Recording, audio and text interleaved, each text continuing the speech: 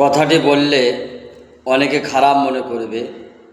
যে যাই মনে করুক, আমি কোরআন হাদিসের বাইরে কথা বলি না, হক কথা মানুষের সামনে উপস্থাপন করি।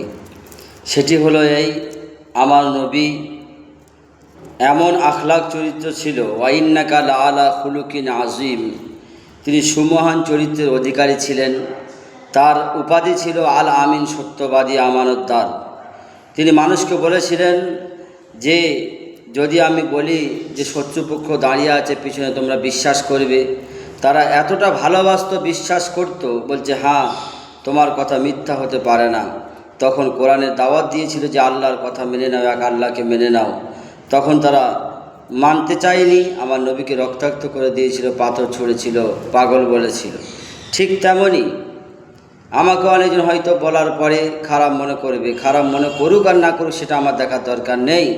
আমাকে আল্লাহ তাবারক তাআলা জিজ্ঞাসা করবেন, তোমার কাছে যে ইলমটুকু ছিল তুমি মানুষকে পৌঁছে দিয়েছো কি দাওনি। সেই জন্য উদ্দেশ্য হলো এই যে আমাদের নবী দিবসের মাস আসছে, নবী জন্মদিনের মাস, আজকের রবিউল আউয়াল মাসের 10 তারিখ। আমরা দেখেছি অনেক জায়গায় আশেপাশে গ্রামে, আবার অনেক জায়গায় নাম বলছি না, সেখানে গরু জবাই হয়, 5টা 6টা 10টা গরু জবাই হয়ে খানা খেয়ে নিল, সবাই মিলে একদিন খানা করলো, গ্রামের তরফ থেকে খাওয়া হয়ে গেল, সব ঝামেলা শেষ। এটা নবীর ভালোবাসা নয়। নবীর ভালোবাসা মানে মাথায় টুপি দিতে হবে, নবীর ভালোবাসা মানে দাড়ি রাখতে হবে, নবীর ভালোবাসা মানে পাঞ্জাবি পরতে হবে, নবীর ভালোবাসা মানে যখন বাথরুমে প্রবেশ করবেন বাম পা আগে দিতে হবে, বাথরুম থেকে যখন নামবেন ডান পা তারপরে দিতে হবে প্রথম।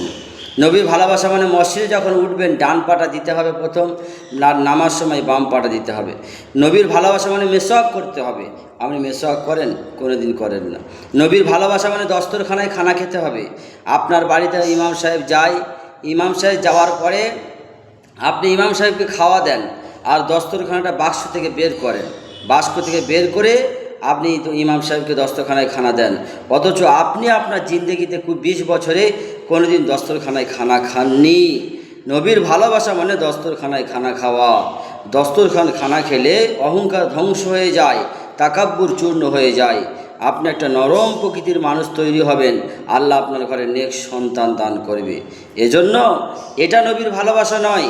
যেই দিন তার জন্মদিন আসলো আমরা বিরিয়ানি করলাম, ছাগল ফাগল গরু ফুরু জবাই করে খানা করে পুরো এলাকা খেয়ে নিলাম, আর নামাজ পড়লাম না, তার সুন্নত আমরা কিছুই আঁকড়ে ধরলাম না। ও আতিউল্লাহ ও আতিউর রসুল, হুকুম আমার মেনে নেবে, তরিকা আমার নবীর মেনে নেবে, আমরা কিছুই করলাম না। এটা নবীর ভালোবাসা নয়।